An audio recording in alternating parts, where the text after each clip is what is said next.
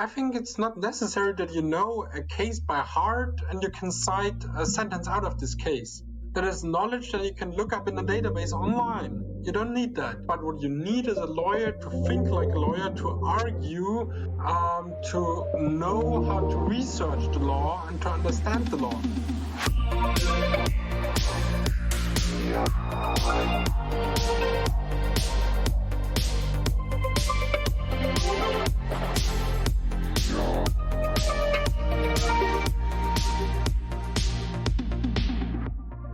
Hi and welcome to another episode of the Law of Tech podcast. In this episode, we'll be talking about a topic that has truly captured my attention ever since I started law school back in 2017, and a topic that has increasingly become the subject of a heated debate in the field, namely the status of law school and legal education in the 21st century. And for this, I'm joined by Felix Zupf. Felix, thank you so much for joining the show today.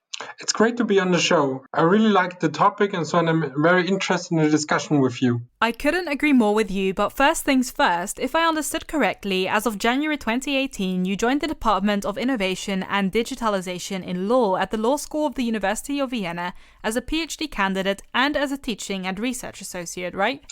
Yes, that is correct. So I have some different experiences, and I'm happy to share those with your listeners. And beyond that, you've also studied law in both Vienna and in the United States, so you've really experienced legal education firsthand from a variety of perspectives, and now you could say that you're at the forefront of some of the developments in the field and some of the determining debates on the future of law school and legal education. Now, a particular development that has taken place over the past year relates to the COVID pandemic, because due to this pandemic, law schools, but really educational institutions in general, were forced to transition from a near complete offline environment to an almost completely online environment virtually overnight. Now, I can imagine that, especially for law schools, this has been quite a challenge, especially as law schools are known to be rather traditional and not so good at adapting to technological change. And I'm really interested to know how your team at the department experienced and tackled this challenge. So I think you have to distinguish two parts of our experience. First is the research experience. So my team at the department, we were before COVID even working very digitally, very collaboratively on a digital workflow. So it was quite easy to transition our research work into a lockdown experience. We just took our laptops and worked from our home office and collaborated there as nothing had happened, more or less. Yeah. But the teaching experience is completely different. So we had one online course at the department we were teaching and several offline courses. And we had to transition those offline courses more or less overnight to online courses. We used video conferencing tools to just kind of mimic or mirror the class experience. And it was for us a bit of a rough start because we didn't know what to expect from the students, or the students didn't know what to expect from us. But I think in the first couple of weeks, it was all fine.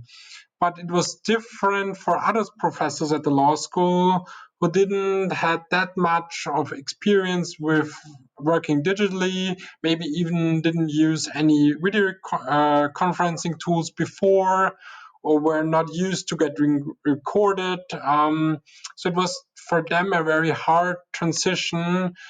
And we at the department provided some guidance for them, and did kind of an teaching the teachers course where we tried to introduce all the professors at the law school and the teaching assistants to how to teach online and to help them smoothly transition into the digital teaching experience. So yeah, I think we had a rough start, but I think we made it pretty well. Yeah, it's quite impressive because it's quite a challenge, as you said. And if I'm not mistaken, you even won a prize for this, didn't you? Yes. So we as a department won the Corona Prize of the University of Vienna for particular engagement within the Corona times for this online course for helping the other professors. So we were really fond of this, and we we got so much good feedback from the other people teaching in the law school for providing this support and input for them. Yes, I can imagine. And it's quite a challenge. And I think that some of the impacts that the COVID pandemic has had are also lasting impacts. But the need to re-envision the future of legal education existed well before the current pandemic.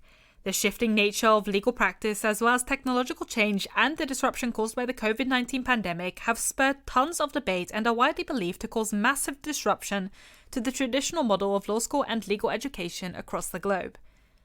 Now, I'm sure you've been following the debates about the future of the law, legal market, and legal education very closely, and I'm just wondering, what are some of the highlighted arguments in this debate, and where do we currently stand? I think that the main problem is that people want to go in different directions.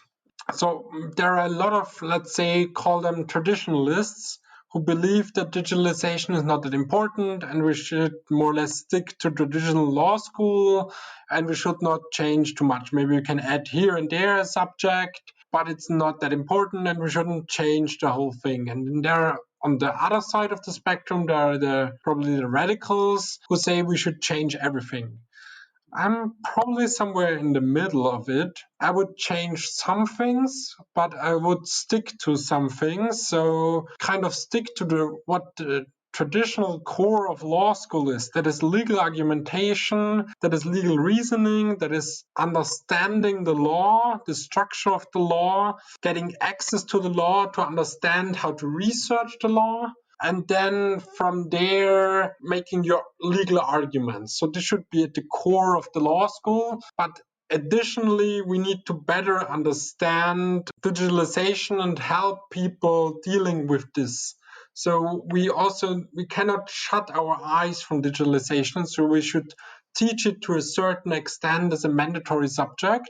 But I think it's not necessary to change the whole legal education and say we make a whole new model. Yeah, I think maybe also a point that is important here is, I guess, the reputation of law schools. Because isn't it the case that law schools are, they're known to be very traditional and not really willing to change anything at all? Doesn't that play a role here as well? Definitely, but I think it depends on what do you think.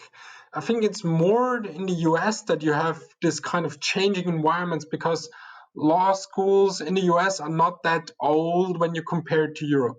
So the University of Vienna is older than 650 years. So you have literally hundreds and hundreds of years of tradition, whereas in the US, the traditional law school is somewhat a bit older than 100 years. Yeah, exactly. So it really is, looking at this, it's really a balancing test at the moment, trying to find a way to include digitalization into the curriculum while at the same time keeping some aspects that we already had because, law school, like you said, it might not be completely bad or completely lacking in every respect at the moment.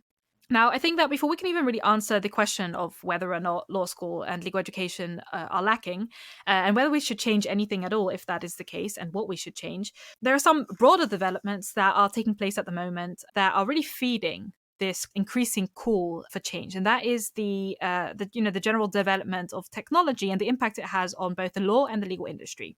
Now, in the 21st century, new technological advances that change the way in which people relate to one another and to the very notion of work have given us pause for renewed and careful speculation about the status of the law and legal industry. Over time, and perhaps to the disappointment of some within the field, it has become increasingly clear that the law and the legal industry are not immune from technological development and the risks posed by automation. Now, in the long term, this would mean that we are forced to redefine and reshape both the status of the law and legal market, but also the roles of humans within the legal process.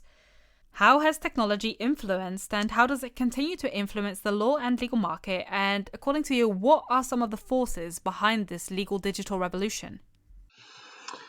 From my perspective, technology is always developing and always changing things. So when you look hundreds of years back, Gutenberg invented the printing of books. It's said that this probably was one of the most influential inventions in the last 1,000 years. So starting from this, there's always change. And I think that you cannot shut your eyes and ignore the technological change. And in my perspective, so in the last, let's say 20, 30 years, people in the legal industry just shut their eyes and ignored what happened outside of their doors or law firms or whatever you would call it, and just ignored how digitalization changed everything. And then it kind of woke up in the middle of the 2010s years and just saw that everything is changing, and they were kind of freaked out about digitalization. But when they would have looked closely years and years before, they could probably even saw it in the 90s already, see the change. And I think it depends on your viewpoint of how legal work should be done that you see these changes. So very influential for me was a short talk that I had with Markus Hartung, who is a German lawyer and is working since almost, I think, 10 years on digitalization and legal education at a book presentation he had in Vienna, and I asked him, why are people ignoring legal technology or technology in general? And he said, it's about the understanding. People see legal work or legal writing as an art. They are an artist doing the art, and it's their way to doing it individually. And then you can see legal writing or legal argumentation as a process that you can automatize. So it really depends on what you want to do here. Yeah, and I guess this is also very much a generational issue, no? Probably yes, or most likely yes. So when we look in the future, the baby boomers will retire in the next 5, 10, maybe 15 years for the very, very young baby boomers. And then there will be a generation X and Y that it will be leading law firms, it will be in leading positions in law schools. And I think this will automatically bring change to the culture in the legal industry and the legal education field.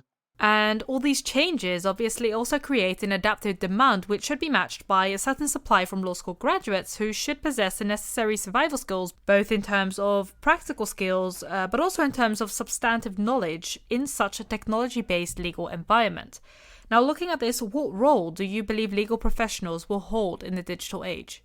I think you have two different roles you have to distinguish. You probably will have, at least for the foreseeable future, have traditional lawyers. And the main focus of the work of a traditional lawyer is, as it was clear, the law. So a traditional lawyer needs, I think, two sets of skills in terms of digitalization. He needs the user skills to operate maybe video conferencing tools, email, PowerPoint, whatever tool he uses in his daily life. So he needs user skills. And then on the other hand, he needs knowledge or understanding of the general world. So if a case comes across with IT elements in it, he needs to have at least enough understanding of IT to deal with these elements and the legal implications of them. And then you have the role of more, let's say, interdisciplinary working people with a legal background that maybe have also a background in IT or management or, let's say, design focused and stuff like this. So they're working not as a traditional lawyer in a law firm dealing with clients, but they have more an interdisciplinary outreach. So they're kind of developing legal tech tools. They may be designing something for lawyers and stuff like this. So there will be the need, and I think it's growing by the minute, for people who have a legal education background, but also a background of a different kind. So IT, design, management, maybe psychology, and so on. So there's this very growing need for interdisciplinary working people. Yeah, so really bringing people from different disciplines, including the legal one, together. Yes, I think you need to more intertwine law with different other subjects. So the law is not something that stands alone, but it's always intertwined with other areas. And looking at this, isn't it safe to say that law school is slightly lacking in that respect at the moment? I think it's not lacking when you see it as the traditional aim of law school to provide legal education for lawyers. So it's kind of an entry level for lawyers. it's not lacking in that way, but I think it's lacking in additional programs for people who maybe say, I don't want to be a lawyer, but I'm interested in law and I want to do law and something else together. And I think there's this need to kind of collaborate with different other fields in science and social sciences together to offer joint kind of programs, maybe to offer joint courses on those subjects. So maybe what we taught almost 2 years now ago was a course filled half with law students and half with design students. And the aim of this class was to design data protection icons. And you would always mix up 2 or 3 lawyers and 2 or 3 design students to design data protection icons. So the law students provided the legal input, and then design students tried to incorporate the legal input and try to make data protection icons from this legal input.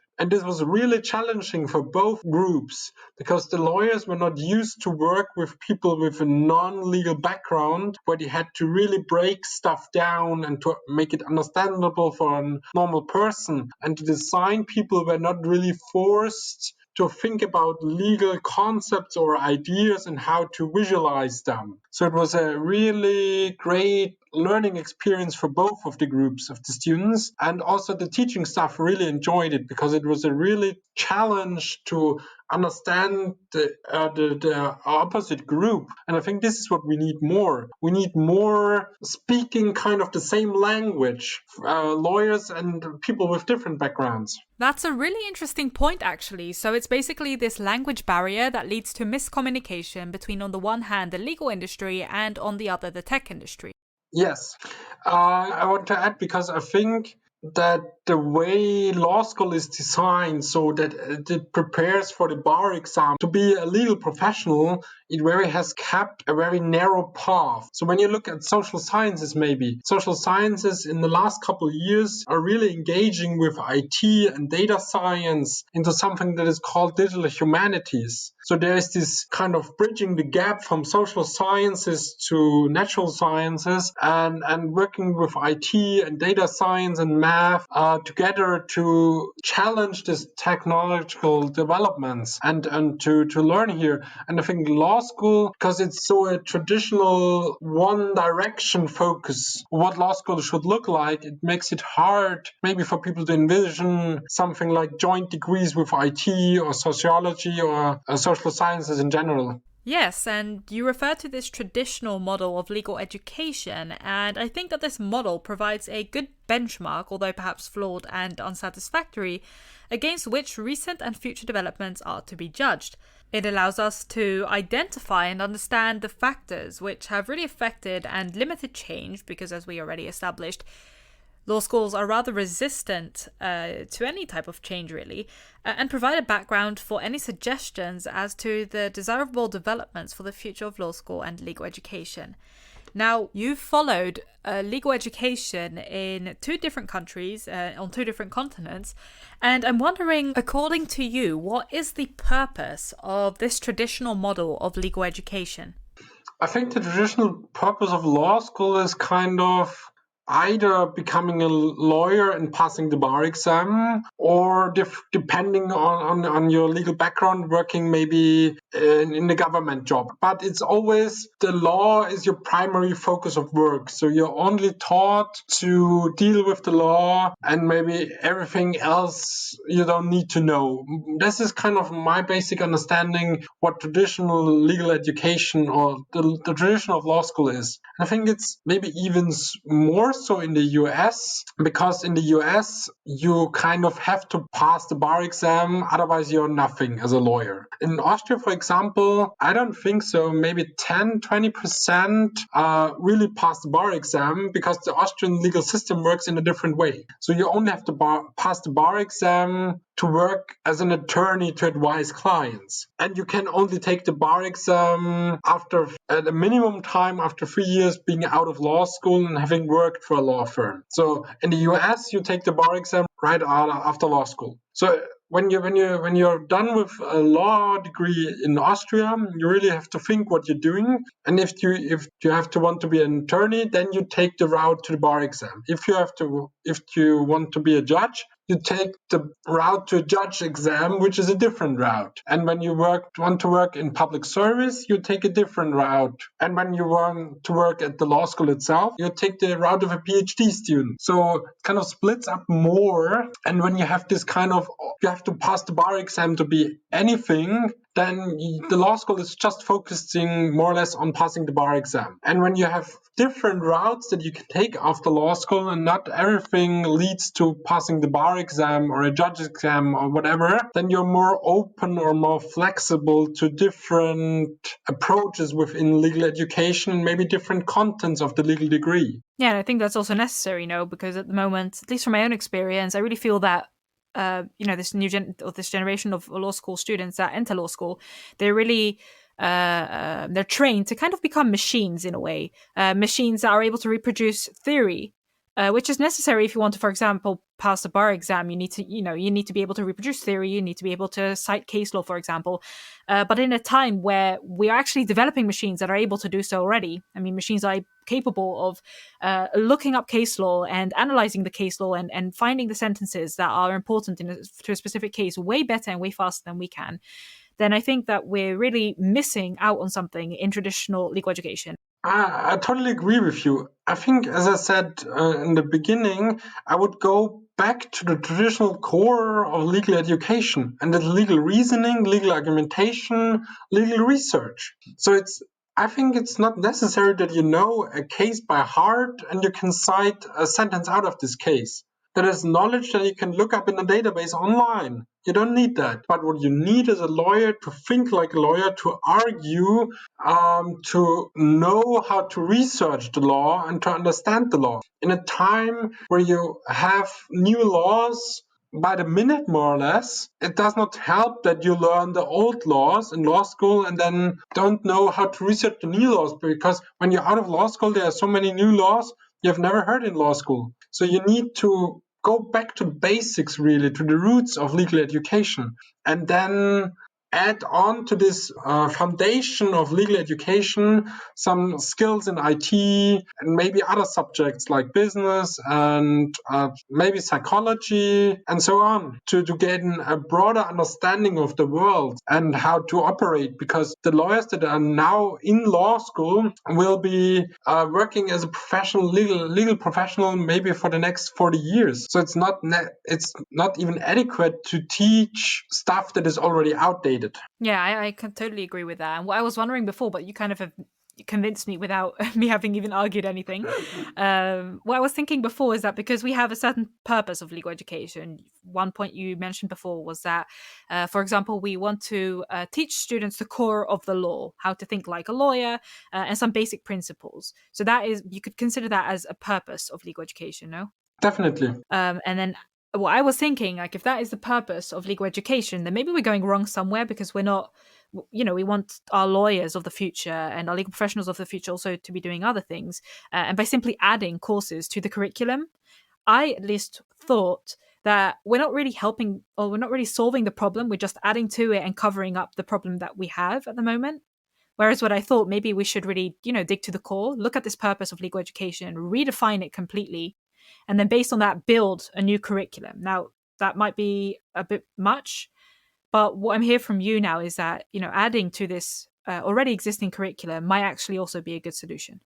I think it's adding, yes, but also reducing. So it's reducing in the sense that you don't need to know for the exam a particular case that you recite a specific sentence of this case. So redefining what you really examine. So what I could imagine is that you do exams online. You say to students, here you have a case, just use the internet, use databases you have at hand, use books, open book exams just maybe. And to solve this case, then it comes down not to knowing a particular case or whatever, but to have to really argue and argument your case through. And it's about the core skills of a lawyer then, and not if you are good enough to remember one case that you read 2 months ago and to cite this case. Yeah, exactly. And would that also mean that you argue for like a different type? So not only the content of the education, but also the way in which the education is provided. So not, for example, lectures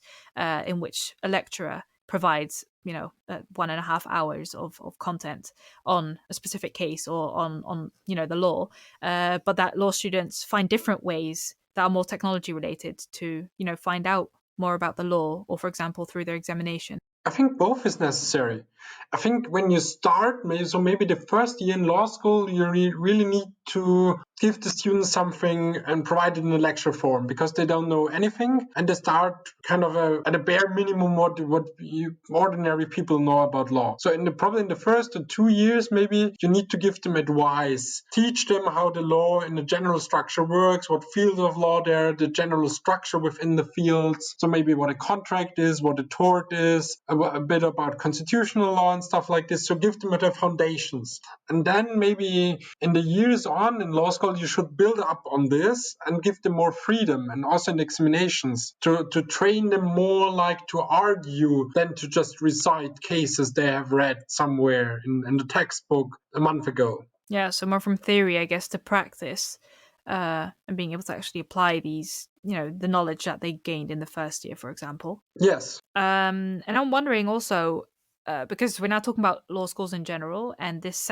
sounds like a reasonable, I think, idea for the future of legal education. It seems, doable for law schools. But I'm wondering, should all law schools do this? I think it really probably depends on the culture of legal education in each country. So when talking about Austria, the process is that each university kind of can define their own curriculum.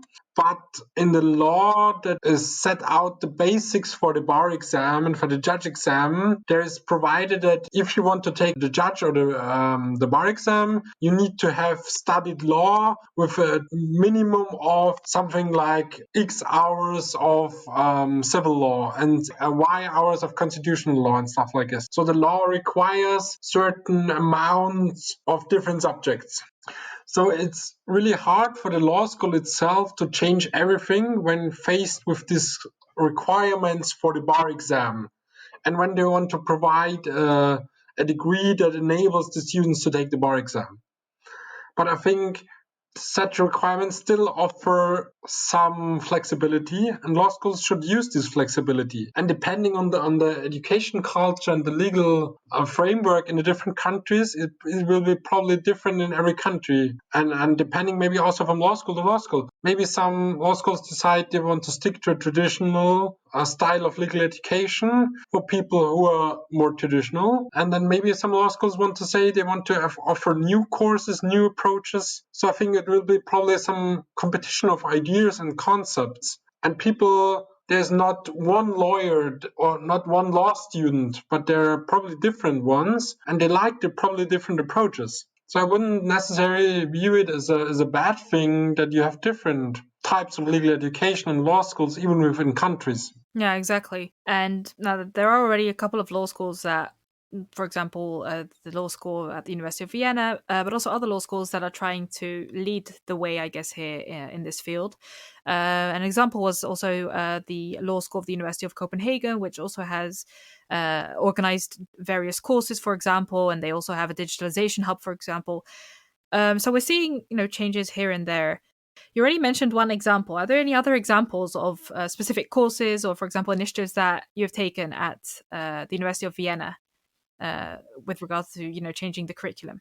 There are different types. So the University of Vienna has a traditional curriculum that was set out in 2006, and we're still operating within the framework of this 2006 law school curriculum.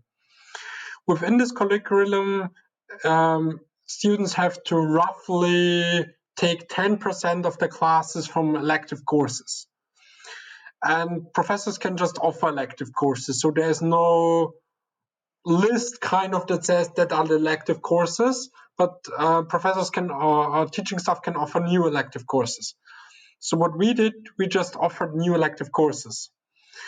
So we at the department offer a couple different ones on data protection. We're doing a legal hackathon.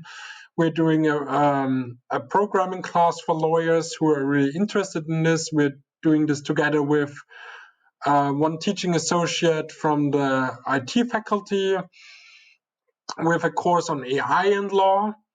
So we can just offer various elective courses for students who want to specialize in this. And then the law school is at the moment in the process of adopting additional bachelor's degree, what they call international legal studies. And within this new international legal studies, there is a mandatory exam on digital law. So there is some digital research in there and some basics of IT law. So kind of you have this old, let's say 2006 curriculum where you can offer elective courses, and the new curriculum which is more advanced, let's put it this way, where there's a mandatory exam on digital law. So there are different approaches within the different curriculums. And we as a department also try to offer additional stuff. So we are doing a lot of events that are also open for students for participation. We have even an event series that we call Next Generation IT Law, which is driven by PhD students from our department, which try to bring students and young professionals in the area of IT law together and for networking and for interesting talks and stuff like this. So we try to really engage with the people who are working in our field.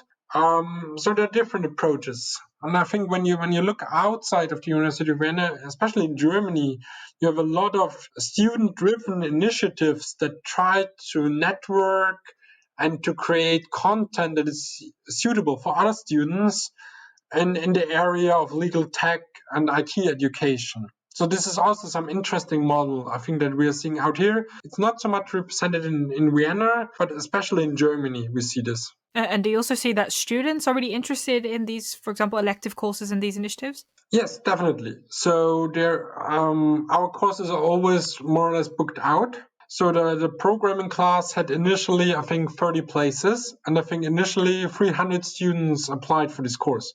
But you just have to mention that the University of Vienna has literally 10,000 law students. So 300 is just a small percentage of them, but you have at least 300 people interested in programming as a lawyer during law school. So that's really impressive. And you also just mentioned that, you have the two types of curricula, where you have a model of 2006 and the one that came later. And the difference between the two is that the one has mostly elective courses, for example, and the other has also got a mandatory aspect to it. Do you see that development also heading towards the future, that more of these types of courses will become mandatory rather than elective? Probably, but so this curriculum is not even enacted. It's in the process of enacting and will be first held in autumn this year. So this is kind of a really fresh curriculum that we are seeing here. And I think this is probably the way that we will more see establishing IT law as a kind of traditional subject next to, let's say, civil law, constitutional law, civil procedure law, and stuff like this. So I think it's only natural. Let's take it with EU law, where when Austria joined the EU in 1995, EU law was probably not a mandatory subject, and it came over time. So I think it's the only natural process that subjects that are really important become mandatory classes. Yeah, exactly. And I think that's also an interesting development. I'm interested to see what will happen over time. Because at the moment, for example, I know from my own experience also that most classes are only elective. But as you said, it's really something that has to happen over time, as is the case with most things. Now, maybe a point to wrap up this episode, because we've looked at a bit of the future. So, what this holds. I don't know if you have anything else that you think like, oh, this is what the future will hold for legal education, not only for maybe the University of Vienna, but in general. I think the future is pretty hard to predict. People tend to overestimate the near future impact and to underestimate the long-term impact of developments. So I think you can probably look in the next 5 or 10 years, but after that, it's quite hard. And for the next 5 or 10 years, I would predict that we see more mandatory courses on IT. We'll probably see a couple law schools maybe changing their education model and try something new, to maybe do additional curriculums to try some new approaches, but I think we'll not see that radical change. Maybe in 20 years we'll see radical change. Who knows? Only time can tell. At least this is my perspective. And you also mentioned just before that several parties that are involved here, so law schools, but also practice. So there are really many parties, not only law schools, that are looking at legal education. And I think that this also reshuffles our notion maybe of who is responsible to provide legal education or to, to help in the change of this legal education. What is your view on this? Is it like the sole responsibility of the law schools? Is it sole responsibility of practice to, take this upon themselves to teach, young professionals who enter practice additional skills? Or is it something that all these parties should do together? I think everyone needs to work together, because I'm of a really strong opinion that you learn your whole life. So you really have to don't stop learning when you get out of law school, but maybe learning is only starting there, really. So you go to law school and then you go to practice and then you practice your whole life. And you learn probably, or maybe even every day, something new you have not known in the morning when you started working. So you should really keep up an open mind. And even if you're 40 or maybe 50 or even 60, you can get into digitalization, take some courses, get some interest, get some education on this. So I think it's that everybody needs to work together to provide everybody, may it be a law student or a 60-year-old senior partner in a law firm or a 60-year-old judge or whatever, education in the field. So I think it's really necessary to view it as a lifelong learning experience. Those are really interesting views that you gave, and really at this point in time I don't think there are any rights or wrongs here. It's really just something that the future will have to tell, and either way I think that you gave some really interesting insights into this topic today, and I'm really intrigued to see what the future holds with regard to legal education. It's really a hot topic at the moment, and I think that a lot will change in the coming decades, if not even in a shorter period than that. And I'm really looking forward to see what happens. For now, at least, Felix, thank you so much for joining me on the show. It was a real pleasure to talk to you, and hopefully we'll be able to do this again. Thank you. It was a really pleasure to be here to talk with you, and hopefully to brighten up your view on law school a bit. Yeah, you definitely did. Thank you so much for tuning in to the Law of Tech podcast. If you want to make sure you keep up to date with the show and never miss out on an episode, be sure to subscribe on your podcast platform of choice and follow the Law of Tech on social media. If you enjoyed the show, please give it a rating or review, as it helps others discover the show, and don't forget to share it with your network. For now, have a great day, and I'll see you in the next episode of the Law of Tech podcast.